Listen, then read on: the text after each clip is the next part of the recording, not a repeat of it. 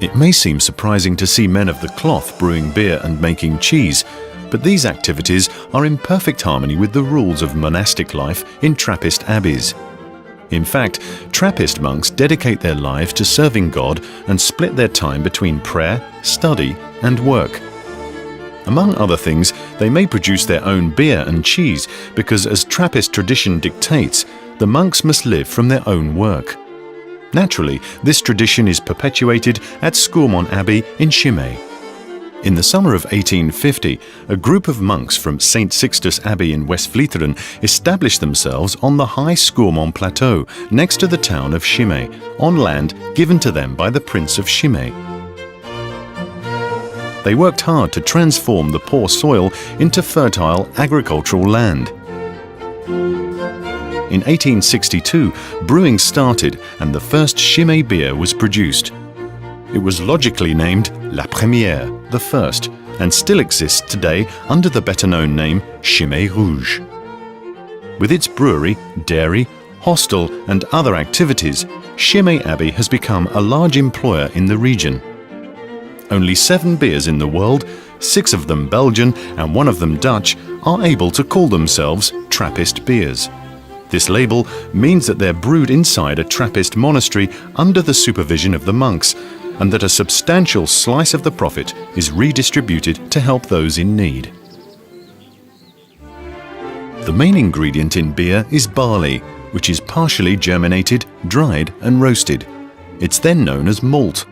The color of the malt becomes darker as the barley is roasted for longer. The malt is ground and then mixed with pure abbey water in a vat known as a mash tun. This mixture is brought to various different temperatures at set intervals to enable enzymes to transform the starch into fermentable sugar. It then has to be filtered to separate the spent grains, the husk and residue, from the liquid. At this stage, the liquid is not yet called beer, but wort. The spent grain is used as cattle feed by neighboring farmers.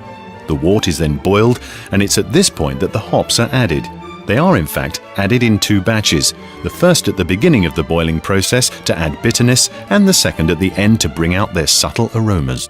The wort is clarified in a centrifuge to get rid of solid residue, including the hops. It's then cooled before being put in the fermentation vats. Fermentation begins after yeast has been added to the wort.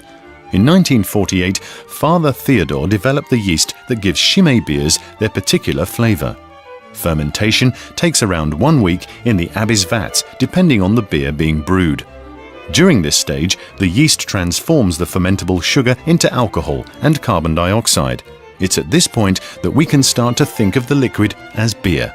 It's then clarified, meaning that the excess yeast is separated by centrifuge. It can then start the maturation process in the storage tanks. Once fermentation is complete, the precious brew can definitely be called beer. After fermentation, it matures for 2 weeks in a storage vat at low temperature. It's then taken away on a tanker truck to the bottling plant at Belgique. However, just before leaving, sugar and fresh yeast are added to trigger a second fermentation that will take place in the bottle. Chimay can therefore be considered to be an authentic Trappist beer that has been created by master brewers at the Abbey for 150 years. With the exception of Chimay bottles sent for export, all empty bottles are processed by the brewery's logistics department, which naturally has its own trucks. They collect used bottles when they make deliveries and therefore never run empty. Once they arrive at Chimay, all empty bottles are carefully washed and filled up again. The first stage involves removing the crates from the pallets. This automated operation sorts each crate and each bottle so that they can slot back into the production line. However, human error does creep in, and other empty bottles therefore often find their way into Chimay crates. Only the original bottles, marked with the Scourmont Abbey's logo, are used for Chimay Trappist beers. The others are sent back to the correct brewery. Have you ever tried to wash a beer bottle? At Chimay, almost 40,000 bottles an hour are washed and refilled. A powerful washer cleans and disinfects the empty bottles. New bottles pass through a rinser in order to save water and energy. In the last stage before filling, each bottle is scanned to detect the slightest little flaw and automatically get rid of any defective bottles. So there you have it, the bottles are now ready to go into the bottler to receive their beer. The big moment has finally arrived. It's time for Chimay Trappist beer to be bottled. Filling operates around a continuous circuit. The beer flows into the bottle, which is immediately stoppered, and it remains safely in there until it's tasted. This cutting-edge equipment enables Chimay Brewery to preserve the many qualities of its beers.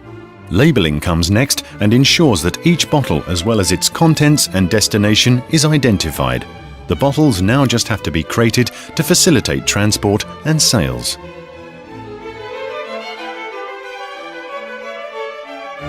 Crates of Chimay beer are not sent out straight away. There's a final stage known as bottle re-fermentation, which is made possible by the sugar and yeast present in the beer. The crates are stored for a minimum of 21 days in Chimay's cellars at a stable temperature and humidity, which provide optimal conditions for this re-fermentation. Chimay Trappist beer therefore acquires a little more alcohol and its special sparkle. As soon as this stage is complete, the beer is finally ready to be tasted. A large proportion of Chimay Trappist beer is reserved for export, meaning that you can savor your Chimay in Paris and Rome, and as far afield as New York, Tokyo, and Buenos Aires. Several countries receive crates, but for long-distance export, Chimay is sent in boxes. Some bottles are therefore repackaged after leaving the cellar. They're then ready to be sent off around the world so that the beer connoisseurs can enjoy them. Father Theodore isolated the yeast cells and developed them selectively in the laboratory as far back as 1948. It took him 2 years to select the yeast that would give Chimay beer its distinctive taste. Chimay still has its laboratory, but the tools have changed beyond all recognition.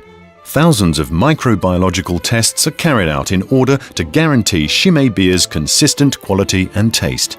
The main tests relate to raw materials such as water, malt and hops, the quality of the beer during the brewing process, fermentation and bottling, as well as how well the head holds. However, the mainstay of the quality control process takes place outside of the laboratory and relies on human expertise. Our specialists taste and assess samples every day before the beer is sold. Mouthfeel, aroma and smoothness are all evaluated by their expert palates. Chimay Red is unquestionably Chimay's flagship beer because it was the first of 3 beers to be brewed in the Abbey in 1862. At the time, it was offered only in corked 75 centilitre bottles. A 33 centilitre version was created in 1948. Chimay Red is copper-coloured with gentle apricot flavours, hints of chocolate and a deliciously refreshing bitterness. It should be savoured at cellar temperature. Chimay Triple is an amber blonde beer. It's the Abbey's newest beer and can be recognised by its white cap.